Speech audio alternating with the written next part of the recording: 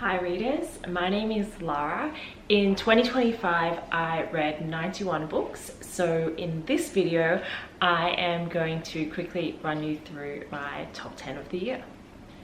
I'm actually a huge library nerd, so I don't have physical copies of any of the books, so if I can work out some editing magic, I'll put the books here or here, and if all else fails I will pop them in the description box below. My number one favorite book for the year was The Correspondent by Virginia Evans. It was perfection. The main character, Sybil, is in her 70s when we meet her. She spent her entire life corresponding with friends and family and also other authors and other random people via letter. She finds that she can express herself better in writing rather than orally, and we get great insights to her life, her character, through both the letters she has sent and the ones that she's received over time. I found her to be intelligent, engaging, very independent. She was also infuriatingly stubborn and found it difficult to see flaws and recognize issues in herself, although she got there eventually. And she was just an incredible character that I felt really invested in. I think one of the main reasons I felt invested in Sybil was the fact that she felt so real to me. I felt like I was sitting there at her desk corresponding with her or out in the garden with her, and I didn't want to put this one down at any point. So thoroughly enjoyed it and recommend. A very close second for me was Wild Dark Shore. Highly recommend this one as well. It was a very narrow line between first and second. This is a super gripping mystery set on a remote island that is between Australia and Antarctica, where there is a family of a dad and 3 children living together. As you learn throughout the story, there were also a few other scientists, etc. on the island. The island itself is imminently threatened by climate change, which forms a bit of a background to the really fast-paced plot, as the island itself is being threatened with flooding and the whole family needs to evacuate fairly shortly. The real mystery here occurs when a woman that they don't know washes up on shore, which is very strange given how remote the island is, and I won't reveal too much, but they're trying to work out how she got there, what her purpose of being there is, and it is super interesting. As I said, I don't want to give away too much plot, but I found all of the characters really compelling, and I never wanted to put this book down. I was just keen to stop whatever I was doing so I could read more. My next choice for 2025 is Atmosphere by Taylor Jenkins Reid. She is one of my favorite authors of all time. I pretty much find everything she writes is a massive hit in my books, and Daisy Jones and the Six is one of my all-time favorites. I would recommend this one to anyone that enjoyed lessons in chemistry. Really similar vibes to me. The book is a Women in STEM space edition. It's set in the US in the 1980s with a number of women that are trying to get into the NASA program at the time. Super interesting as a plot in and of itself, but of course, because it's TGR, we are also getting a great love story, like a really epic love story as well. For fans of Outlander, I would recommend The Frozen River. Doesn't have the same time travel aspect to it, but very much a historical fiction where there is a woman, a healer, who is bucking all of the stereotypes of the time and is a really strong lead character. Set in 1789 in Maine.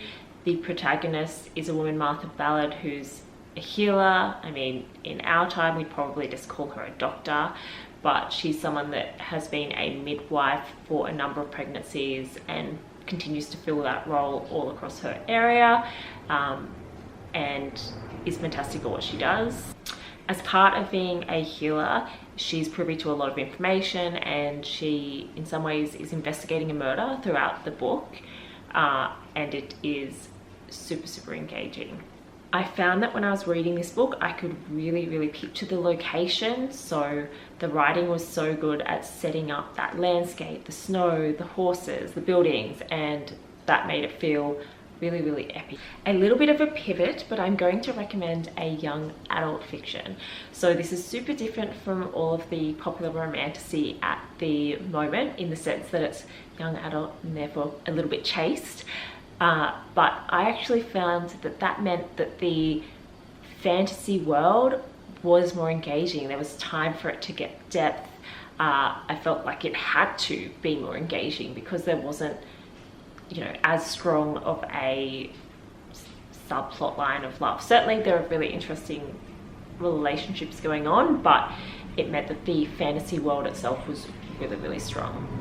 Speaking of the fantasy world, I found this to be super inventive. I hadn't read anything like it.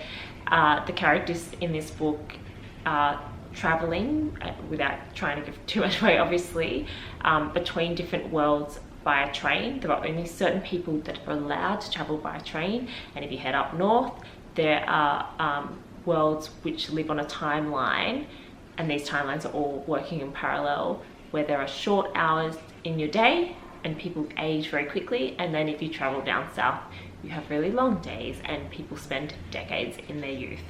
When I picked up this book, I thought it was a solo novel, but as I was getting towards the end, I thought it's not wrapping up. And there was of course a big cliffhanger, and there is a sequel that will be coming, so I can't wait to pick that one up in the new year. Speaking of sequels, this year I picked up A Drop of Corruption, which was the second book in the Tainted Cup series. I don't want to give too much away about the second book, because if you haven't read the first book, you should go back there. So I'll just tell you a little bit about the series itself. I personally haven't read anything like this series before. To me, it is just the most unique blend of genres and styles. So I would kind of call it a thriller, mystery, crime genre, but set in a fantasy world. So think Sherlock Holmes vibes, but all of a sudden there's leviathans, which I only found out about for the first time when reading this book. Apparently they're like a sea snake, sea dragon thing that, you know, are threatening to humans. We do not like leviathans. The lead investigators are really interesting, and one of them in particular actually gives super Sherlock vibes, but not in a copycat way, just in the fact that they propel the novel so much themselves, because the character is so interesting. Another undercurrent to the novel is that there's political corruption rife throughout this fantasy world, and so that's all going on as well. Lots of different levels to the series. Absolutely recommend it, and can't wait for the next one to come out.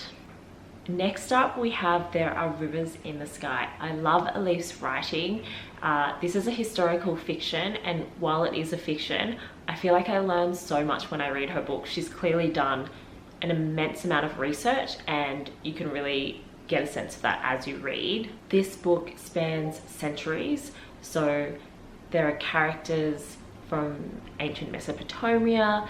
There are more recent characters from 2014, 2018 in Turkey, across London, and then there's also a whole other plot line with Victorian London characters involved as well. If you enjoy books that have overlaying storylines that go across centuries, countries, then this is the kind of book for you. I absolutely love that when that's done right, and it is done so incredibly well in this book. The next book is almost the opposite, in the sense that it is set in a really small town instead of something that's expanding over centuries and across the globe. It's set in the 1980s in Ireland, and our protagonist is, I think, a 40-year-old-ish father who is a coal merchant.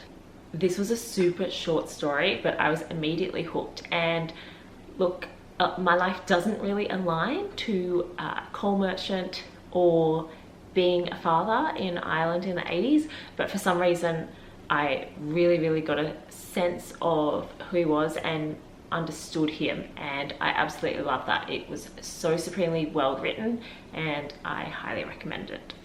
My next recommendation is Broken Country. This is a really popular book, so some of you have probably already read it, but it is popular for a reason, and it's because it's great. So as I just mentioned, I love books with overlapping storylines, and this is another one that does that. There are dual timelines, and the whole time you're guessing what has happened. So while I wouldn't necessarily call it a thriller, it really had that suspense and that mystery to it where you're very engaged in trying to work out what's happened as the story's unraveling.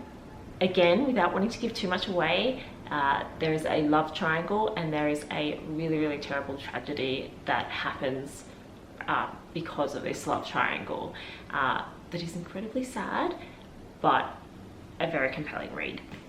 My final pick for 2025 is Buckeye by Patrick Ryan. So sensing a bit of a theme here, but we again have intertwined relationships. This is set in just one town, a small town in the USA, but it goes across many decades. And the two key characters are, well, I guess 4 key characters really, and 2 key couples intersect very early on and then continue to intersect in a way that you don't necessarily anticipate initially over the course of the novel. My only small caveat is that this was actually the last book I read of the year, so a small part of me wonders if I've got a bit of recency bias involved, but I think overall it's just a great book, well written, and one that you should pick up and read if you haven't yet.